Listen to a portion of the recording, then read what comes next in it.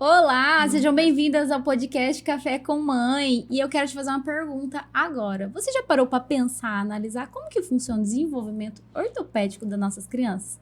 Acho que é um assunto que raramente passa na nossa cabeça. Então a gente resolveu trazer hoje aqui para o nosso bate-papo o Dr. James, ele é ortopedista e ele vai poder abranger sobre esse assunto, né, Darcy? Isso mesmo, um assunto que a gente nem pensa, né? E você já experienciou, né? Sim, como sim, fotógrafo. eu tenho já uma perguntinha aqui. Já experienciou e hoje a gente está aqui com ele para tirar essas dúvidas. Seja muito bem-vindo. Perfeito, muito obrigado. Obrigado pelo convite, né? É um A gente prazer que aqui agradece. poder tirar algumas dúvidas, né, das mamães ou das futuras mamães também que estarão aí desenvolvendo o seu filho, né, sua filha dentro do útero e até o nascimento e até o desenvolvimento dessa criança, né? Seria bem interessante a gente debater algumas indicações de análises ortopédicas para poder esclarecer e deixar as mães mais calmas e cientes, né, de que quando elas têm necessidade de procurar o ortopedista, né? Eu acho que é isso. Sim, aí como a gente falou sobre essa questão do desenvolvimento, ali desde o nascimento até ali a adolescência, quais são as fases que passa, como a gente saber quando procurar o ortopedista, porque cada fase tem alguma alteração, algumas situações mesmo quando tem um nascimento, que você até deu um spoiler pra gente contando, então pode estar passando essas informações. Realmente, eu acho que a análise da criança vai desde a sala de parto, né? Então, existem algumas situações as quais, durante o nascimento, a gente tem uma necessidade extrema de avaliar a criança. E, normalmente, durante o parto, né, o ginecologista, o pediatra, ele faz uma análise primária da criança, claro, e se tem a necessidade de ser avaliado no mesmo intra-hospital, com certeza o ortopedista ele já é acionado, né? Existem algumas situações às quais as mães devem se atentar. Por exemplo, durante o parto normal, né, também durante o parto cesariana, as crianças em alguns momentos podem fazer microlesões. Né? Essas microlesões elas podem partir até da dificuldade durante a realização do parto para manter a vida da criança, para tirá-la bem com vida, e em contrapartida algumas lesões elas podem ser ocasionadas, claro. Existem lesões bem comuns, assim, que são as fraturas de clavículas, que pode acontecer. Sim. Análises do quadril da criança durante o parto, né, que deve ser avaliado pelo pediatra, que são as luxações do quadril ou as Tem displasias. Alguns que são gerados sentados, né? Exato. Já ouvi casos que o bebê é gerado sentado. Como que é isso? Aí não desenvolve ali o... E assim, independente da posição, né? Seja a posição sentado, que a gente chama de posição pélvica, ou a posição cefálica, que normalmente é a mais comum. A criança ela fica com a cabeça direcionada para o canal do parto, sabe? Então, nesses casos, dependendo do posicionamento, a gente pode sim ter uma lesão. A criança nasceu com a parte da cabeça para o canal, às vezes puxou pelo bracinho, pode ter alguma complicação na clavícula, lesão de plexo braquial, que seria uma lesão de um nervinho, né, de um conjunto de nervos aqui que a gente tem que faz a ligação, né, da cervical com o membro superior. Então, na avaliação do pediatra na sala de parto, existem alguns reflexos básicos que ele avalia. Então, a gente pode ter a suspeita de alguma lesão já naquele momento, e o ortopedista ele já é acionado. Outras apresentações pélvicas, a gente tem o tracionar da criança ali pelo canal através das perninhas, sim, né? Então, são mais comuns as alterações do desenvolvimento do quadril nesses casos. E também existem os posicionamentos dos pés, de uma maneira não tão convencional, que pode acarretar o desenvolvimento também do pé torto congênito. Chama pé torto congênito. É aqueles que nascem com o pezinho quase grudadinho na perna, isso, assim, né? O pezinho totalmente viradinho, né? E aí usa botinha, isso, normalmente o paciente ele é submetido para essa análise e tem as fases, né? Tem um método, bem antigo, chama método de Ponseti, que são gestos realizados pelo ortopedista para redirecionar o posicionamento do pé da criança e aí proporcionar um alinhamento melhor. Então, isso a gente já consegue fazer nas primeiras semanas, nos primeiros por dias isso a importância, até. né? Às vezes a gente não tem o acesso do ortopedista infantil já naquele momento no hospital, mas os pais já saem com um direcionamento para esses cuidados a serem realizados. Então, o pé torto congênito é sempre cirúrgico? Não, claro que não. Tem esse método que é o método Ponseti, que são gessos realizados semanalmente. Dá trabalho, né? Imagina, tem crianças que têm os 2 pezinhos, também. Crianças que têm um pezinho. E aí tem que realizar esse acompanhamento. E realmente, quando a criança apresenta essa alteração, realizando esses gestos, tem uma correção muito próxima do ótimo. Em alguns casos, que não consegue uma correção plena, aí a criança pode passar por alguns procedimentos minimamente invasivos para conseguir fazer a correção. Uhum. O grande problema é quando, de fato, a mãe não tem essa orientação. E chega no momento, o paciente já está com 6 meses com o pé daquele jeito. Hoje em dia é muito difícil acontecer, né? Porque o acesso à informação, né? Igual os podcasts que tem aqui, a informação hoje em dia tá tamanha, né? Uhum. Então, pouco provável isso acontecer. Só em lugares extremos mesmo, onde não tem... Pessoa muito simples. Muito simples, né? O acesso, assim, a essa parte de bem privada da parte cultural mesmo, sabe? E aí, alguns casos chegam ao extremo. E a gente trata de tudo hoje, né? Mas com essa informação bem mais acessível, a gente consegue ter um tratamento bem mais eficaz. E bem no início, né? Então, aqui faz com que aquele desenvolver das patologias sejam, assim, bem ótimos os resultados, né? Uhum. E uma pergunta aqui. Os bebês começam a sentar ali por volta dos 6 meses, né, de idade. Perfeito. Tem algum problema, assim, por exemplo, uma mãe que talvez force um bebê a ficar sentado um pouco antes? Ou aquelas que também não colocam para sentar. Você tem alguma coisa para falar assim sobre isso? Então, assim, os bebês têm as fases, né? Aquela fase que consegue ficar mais durinho, a fase que consegue ficar um pouco mais sentado, a fase que consegue rolar, né? Barriga para cima, já virar de barriga para baixo, né? Que é o de bruços, né? Sim. Enfim, eu acho que tudo passa por fases. Quando que a gente tem o acompanhamento junto com o pediatra sempre orienta, até tal mês ele tem que estar fazendo isso. Até 6 meses já tem que estar ficando sentadinho e tá ficando mais durinho. E o andar? O andar ele já é um detalhe. Por quê? Por quê? Quando a gente força a barra, ou seja, coloca o paciente a criança, né, para andar antes, a gente pode ter deformidades nos membros. É isso que eu queria saber, se isso é mito ou verdade, de que você, por exemplo, colocar naqueles andadores, por exemplo, com 7 meses já coloca, com 8 meses, se isso pode gerar malformação ali no osso da perna, alguma coisa assim. Às vezes a gente dá um estímulo antes de uma maturidade músculo-esquelética, a gente pode acarretar algumas deformidades. E existem crianças que às vezes começam a andar um pouco antes, que tem aquelas perninhas mais tortas mesmo, né? Uhum. Isso pela falta de maturidade músculo-esquelética. Ou seja, o pezinho dela tá maior para aquela articulação que não tá aguentando tanto, né? Agora, claro, existem algumas patologias durante o desenvolvimento também, que chama tibia vara de Blount, que seria a perninha bem aberta das crianças, né? Bem abertas, tipo, sabe? Bem lateralizada mesmo, que faz com que aquela pessoa, a gente fala que ela tem o aspecto do joelho em varo, que seria bem abertinha, os joelhos bem distanciados, que tem o varo do desenvolvimento. Então, tem as fases que aquilo é normal.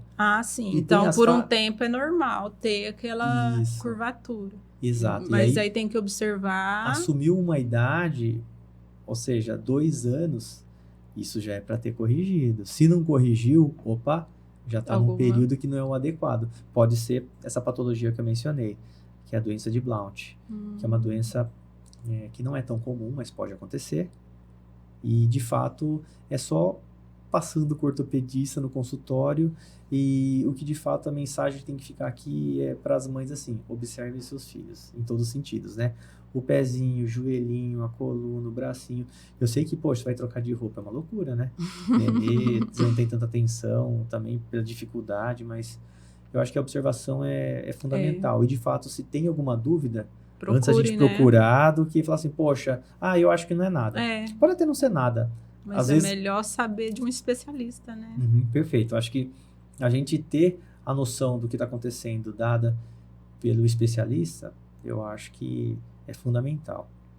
Essa correção aí, que falou até 2 anos, mas essa correção que é observada, naturalmente vai acontecendo ou a mãe pode fazer algum tipo de atividade, algum tipo de exercício que não seja agressivo para estar ajudando ou não, deixa agir naturalmente, com 2 anos a gente vê o que faz? Normalmente é dessa maneira, então é algo que vai fluindo de maneira natural. O paciente chegou aí do 0 até os 2 anos, tem um aspecto da perninha dessa maneira. A partir dos 2 anos, automaticamente o corpo ele vai tendo estímulos das linhas de crescimento que vai fazendo com que esse desvio vai sendo corrigido automaticamente. O corpo mesmo. E depois a gente dos 2 até os 4 anos tem o desvio ao inverso. Seria com aqueles joelhos se aproximando. Então, bem engraçado, né? Os joelhos eles estão normalmente distantes do 0 aos 2 anos. Depois eles se aproximam dos 2 aos 4 e depois dos 4 aos 6 ele tem uma tendência a ficar realinhado. Então, a fase do crescimento. É a fase do desenvolvimento, do crescimento mesmo. Então, é uma coisa totalmente normal nascer com o joelho varo. Depois a gente pode colocar algumas imagenzinhas para ficar bem claro, né? O que seria o joelho varo, o joelho valgo e o joelho corrigido. Eu acho que é bem interessante para deixar bem ilustrado, sabe? Mas, de fato, é interessante o acompanhamento. Então, existem alterações comuns também nessa fase do andar, que é, assim, se não for a mais, é uma das mais comuns. A criança com o pé chato, com o pé para dentro, com o pé plano, que é aquele pé que não tem aquela voltinha. Sim. Quando a criança começa a pisar, pelo fato do peso ser maior do que aquela maturidade músculo-esquelética, tem uma tendência a ficar com o pé mais chato, o pé apoiado mais para dentro. E aí, durante o desenvolvimento da criança, esse pezinho ele vai tornando aquele aspecto mais... E isso causa consequências. Com a voltinha. Então assim, claro. Mas todas as crianças que têm o pé para dentro, que é o pé plano, que é o pé chato, é um pé doente? Não. A gente tem o pé plano com uma característica familiar e tem o pé plano, que é o pé plano rígido, que aí sim precisa entrar em... Só que essas observações a gente só vai conseguir ter de que maneira? No acompanhamento. Então, não é um flash. Igual a mãe vai ao pediatra e o pediatra fala assim, nossa, mas ela tá abaixo do peso. Opa, peraí, você tem que seguir aquela curva, né? A curva da altura, a curva do peso. Então, eu não posso tirar a base em apenas um momento. Tem que ser feito um acompanhamento. Esse acompanhamento se estenderia para o pé, para o joelho, para o quadril e até mesmo para a coluninha das crianças, que aí é outra patologia também, que é a patologia durante os estirões do crescimento, que são as escolioses, que é a coluninha um pouquinho torta, que são as cifoses, que é a coluna meio que corcundinha, assim, sabe? Então, eu acho que tem muita coisa, Nossa, né? Que tem que ser observada. E cada fase, 0, nascimento, 2 anos, 4 anos, 6 anos, tem a sua particularidade. E vai até quando a fase Quando termina a fase do desenvolvimento? Teoricamente, a maturidade esquelética, que a gente fala, poxa, essa criança, teoricamente, criança não, imagina, 17 anos não é mais criança, já é quase adulto, né? Então, é por volta aí dos 17 anos. Aí estabiliza ali a altura. Aí existem as linhas de crescimento, são as placas de crescimento, que elas tendem a não existir mais nessa fase dos 16, 17 anos.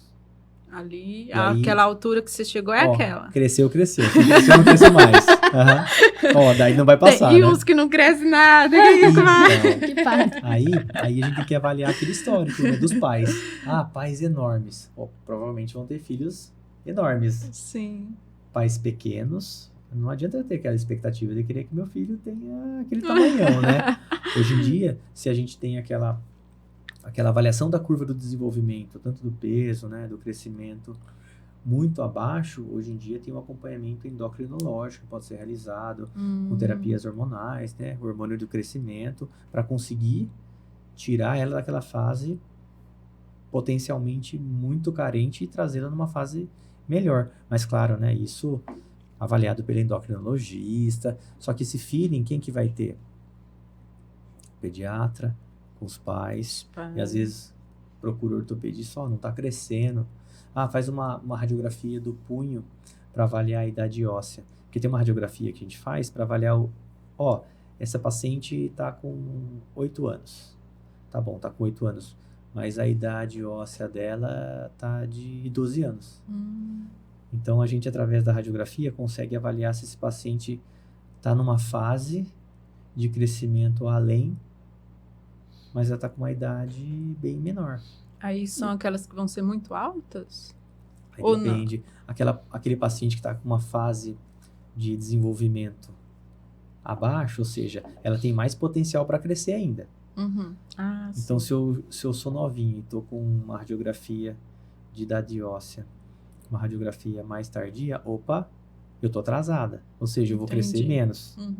Então, é dessa maneira que a gente acompanha. E também, não só isso, né? É que eu falo, doutor, eu trouxe a radiografia da idade óssea da minha filha. O que você acha? Eu acho que assim, isso é uma foto. Eu tenho que ter todo o acompanhamento. E aí, baseado nesse acompanhamento, a gente tem uma certeza maior em que momento que ela se encontra.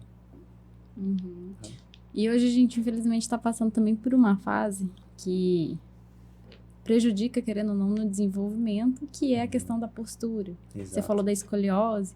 Hoje está bem mais propenso as crianças desenvolverem uma postura errada por conta de celulares. O meu menino, ele tem 5 anos. Ontem eu chamei a atenção dele porque ele tava com o celular assim, com a cabeça totalmente torta. Eu fico só pensando. Sem querer a gente faz isso, né? Então, a gente também. A gente tem que se corrigir, claro, mas a gente tem que dar... né? Só que tem que dar essa atenção, porque eles ainda são pequenos, eles vão crescer já nessa postura errada. E como que vai ser futuramente? Exato. Então, assim, durante essa fase do desenvolvimento, é muito importante ter aquela brincadeira, de fato, que a gente tinha na nossa época, né? Eu sou bem mais velho, eu tô com 43 anos, mas, enfim, eu acho que a gente brincava muito mais de coisas menos tecnológicas, né? Então, brincar de bicicleta na rua, correr, jogar futebol, jogar vôlei, brincar de bolinha de gude, soltar pipa, então, jogar taco, tinha um monte de coisa que a gente usava muito o corpo, né? Favorecia... teoricamente, a gente ter mais saúde. Hoje não, né? Fico enfurnado em casa, não saio do computador, fico no telefone, ligo a TV.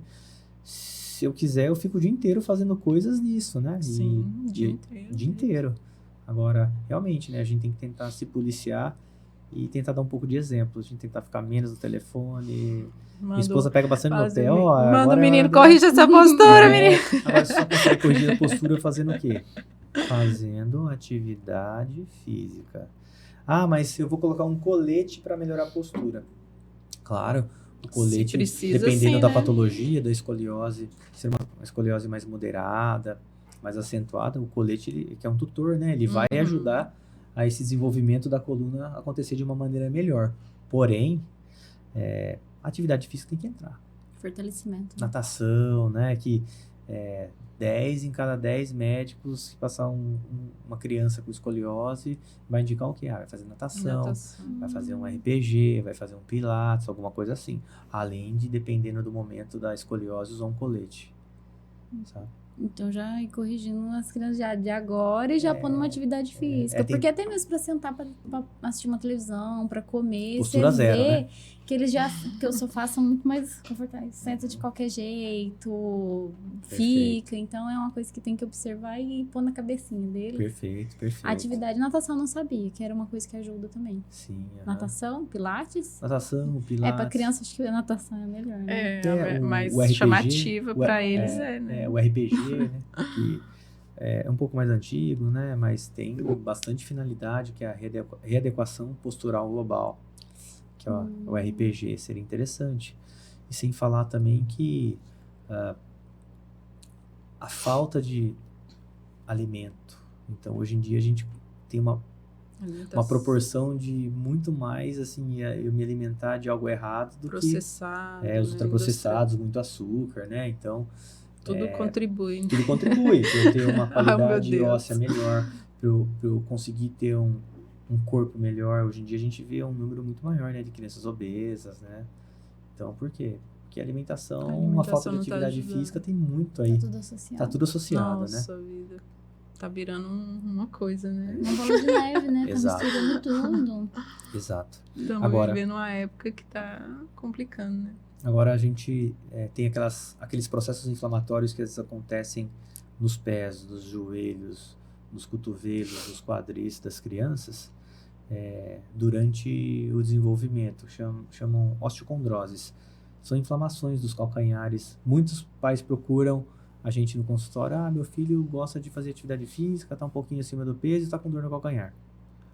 Então a gente pode ter a sobrecarga do calcanhar, da linha de crescimento lá, que chama osteocondrose de Sever, que é uma inflamação da linha de crescimento do calcanhar, pelo excesso de uso. Por excesso de ou está acima do peso e está fazendo muito uso, ou a criança é muito ativa, faz atividade às vezes com calçado não tão adequado, ou jogar futebol descalço.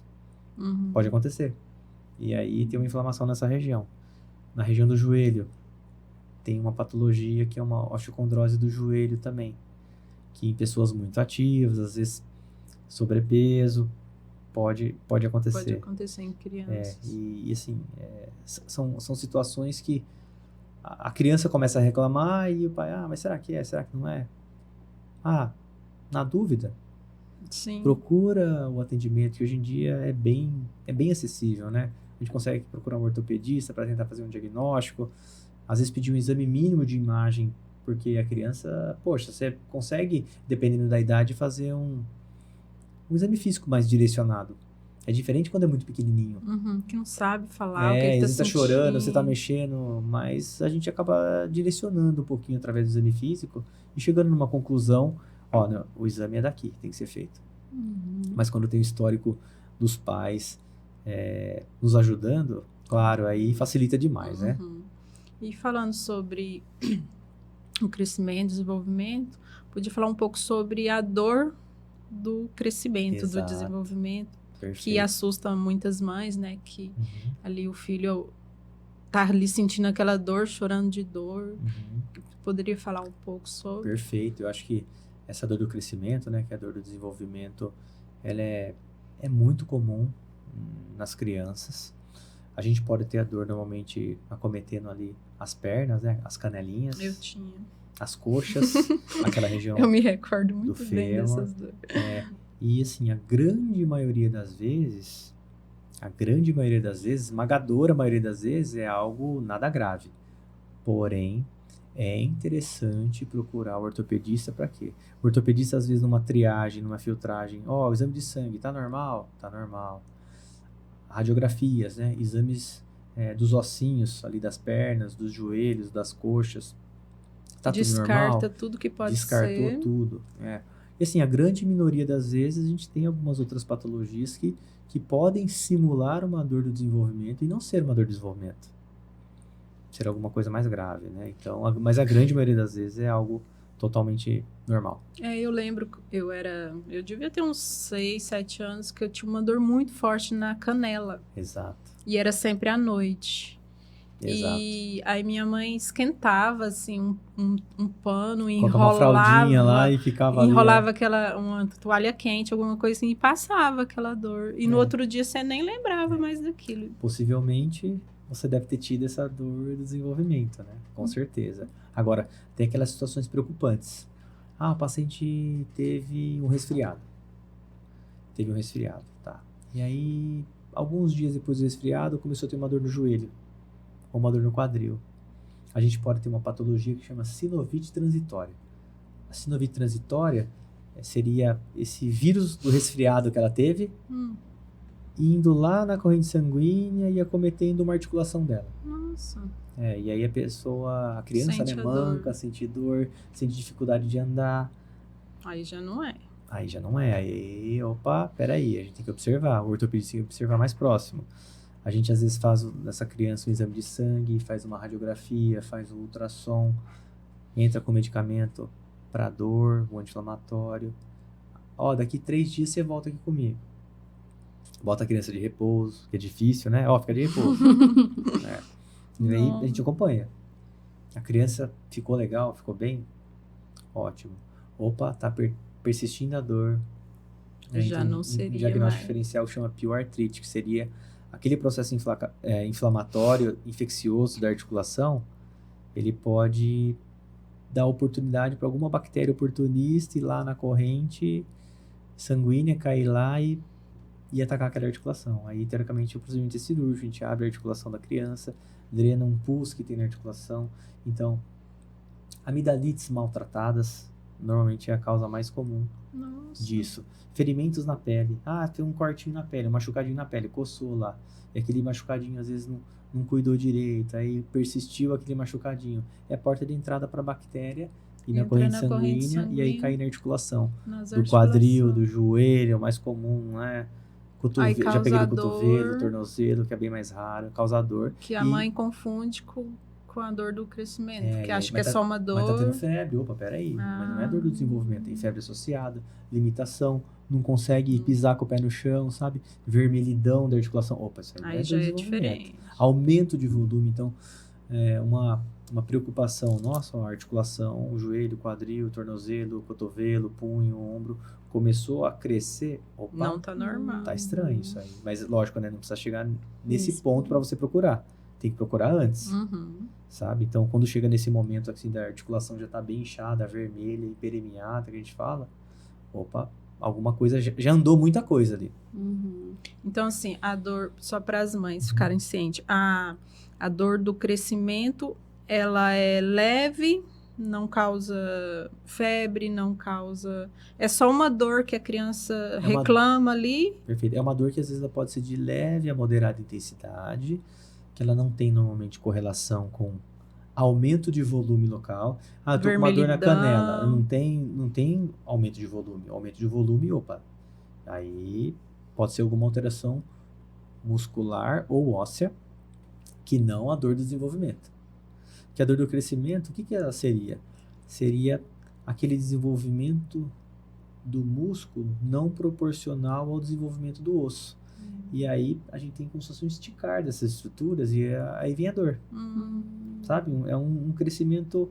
E ela está relacionada se a criança fez muita atividade no dia ou não? Então, aí se a criança fez muita atividade no dia, pode estar correlacionada a alguma inflamação ali do ossinho, do periósteo, né? Mas normalmente não tem ela vai crescer. É uma dor que pode acontecer. Pode acontecer, mas a criança que é mais ativa, ela tem uma tendência a ter mais dores do que a criança que é mais parada, né? Então, com certeza, a criança que é mais pacata, ela tem menos chances de ter dores maiores, mas ela pode ter geralmente é só nos membros inferiores ou não? Pode ser uma dor no braço? Pode ser, mas o mais comum são os membros inferiores. Mas os membros superiores podem estar acompanhando também.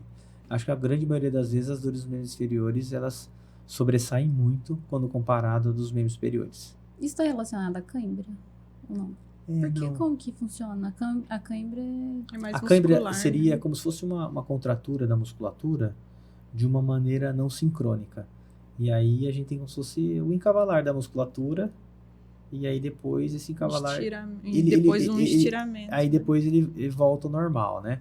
Agora, a cãibra tem mais correlação com a contratura do músculo, do músculo do que com a parte osso, do desenvolvimento do osso. Eu perguntei porque você falou da dor que você sentia na batata. Era na batata? Na canela? Minha canela doía muito. É porque eu relacionei com uma dorzinha que eu tinha, mas quando eu fazia balé, que eu era novinha, então toda vez que fazia o ponta do pé, nossos dedos faziam assim. Oh, meu Deus! Não tem nada a ver. Mas imagina, mas é uma exigência muscular que você tinha, né? Uma solicitação maior que pode acontecer. Às vezes assim, mas hoje em dia tem assim, mas eu faço uma solicitação maior, faço. Mas eu me alimento, eu me suplemento para poder estar fazendo aquilo, que hoje em dia tem um entendimento maior. Né? A gente, minha filha faz ginástica artística, faz balé e faz... Tá bom. Ela usa muito o corpo, mas ela tem uma alimentação legal para usar muito o corpo, então, na nossa época... Associação entre elas, né? É importante ter essa associação. Então assim, a gente não tem um mundo perfeito, né? Nossa, eu quero que meu filho coma perfeitamente. Não é assim que funciona, a gente sabe.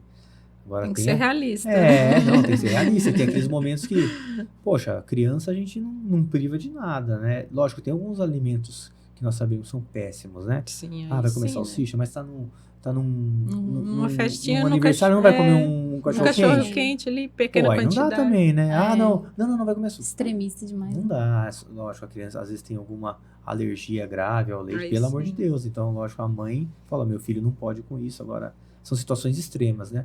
Então, a gente não priva ninguém de nada. Imagina, a gente priva os nossos filhos e o que a gente comeu?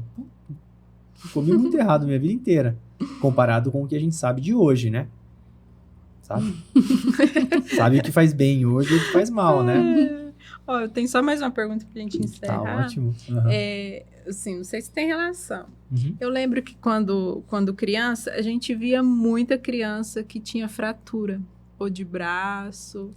Tanto que, assim, uma coisa minha, que eu via uma pessoa com braço, na época engessada, a gente queria ter um braço. Gesso, escrever no gesso, né? Olha lá, hein? Eu não tive. Eu sou raiz. Eu não tive. Quebrei. Olha lá, ainda ficou cicatriz. Você vê? Isso estava relacionado àquela época as crianças brincarem mais? Ou tem relação a que uma criança que cai, o osso é mais frágil e quebra mais? Boa pergunta. Porque assim, as crianças, normalmente, elas não têm preocupações maiores dessa parte do perigo, do metabolismo ósseo, quando a gente tem uma alimentação dentro do normal. Assim, hoje em dia é muito difícil, ela é carente alimentarmente falando. Só se tiver sem acesso mesmo, que hoje em dia acontece também, mas são situações muito extremas.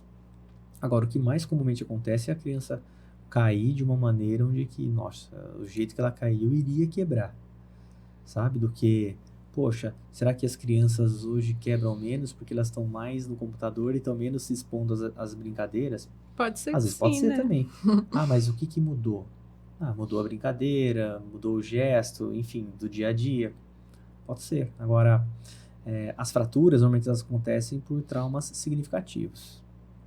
Ou seja, eu tava brincando na árvore, caí e fiz geralmente uma fratura era de assim, antebraço, eu caía de bicicleta. O cara chutou a bola, foi um chute muito forte, quebrou o antebraço. Peraí, a criança tá brincando com o adulto, às vezes a força do adulto na bolada é maior do que... Então, assim, eu acho que assim, são brincadeiras assim, proporcionais, né? Tá brincando no ambiente que tem um monte de criança, pouco provável ter uma fratura jogando futebol, salvo entorse, queda, algum trauma significativo, muito, né? Grande. Agora, essas fraturas ao acaso, tava andando, quebrei. Aí a gente já entra em outras patologias, que são patologias relacionadas ao metabolismo ósseo, né? Tem várias por falta de vitamina D, diminuição de alimentos à base de cálcio. Então, tem muitas dessas patologias aí que podem proporcionar uma qualidade óssea pior. Mas aí, por exemplo, já vem com o acompanhamento do pediatra, a mãe já sabe que o filho não se alimenta adequadamente. Nossa, não aconteceu nada, ele quebrou. Opa, peraí, já levanta aquela luz de alerta, né? É isso. Tem muita coisa, né? Tem muita coisa pra gente conversar, né?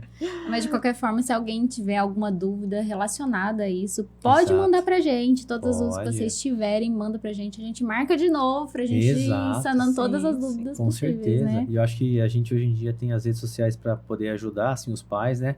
Então tem o Instagram, o @Dr. James Caneblay. Eu vi que lá tem bastante informação. Ele é aberto, tem muita informação, tem perguntas. E assim, eu não me importo, eu até gosto que às vezes apareçam algumas perguntas por mensagens mesmo, porque a gente tem aí a possibilidade de ajudar, né? Então a intenção é só ajudar. É isso aí. Eu acho que é bem por aí. Então a gente precisa agradecer por compartilhar as informações aqui com a gente hoje. Eu agradeço. E aí já fica também um recado aí pra vocês. Ele já deu o Instagram aqui pra vocês acompanharem. A gente podia até depois fazer uma caixinha, abrir uma caixinha no seu Instagram pra gente repostar, pra tirar essas dúvidas aí das mães que tiverem em relação ao seu filho, ao desenvolvimento. Tudo que for relacionado, pode mandar. E aí, não deixem de seguir também o doutor. Sim, claro. E aquele recadinho especial que a gente sempre deixa no final, né, Dani? É isso mesmo, gente. Compartilhe, segue aí o nosso canal. dá o seu joinha, porque é muito importante para alcançar, né, novas espectadoras, novas pessoas chegando aí para a nossa informação e cada vez mais longe e mais longe. E quanto mais interação, mais o YouTube está entendendo que esse tipo de conteúdo é relevante, é importante, e vai ajudar mais mães aí que precisam dessas informações. Então, nos acompanhe também pelas redes sociais.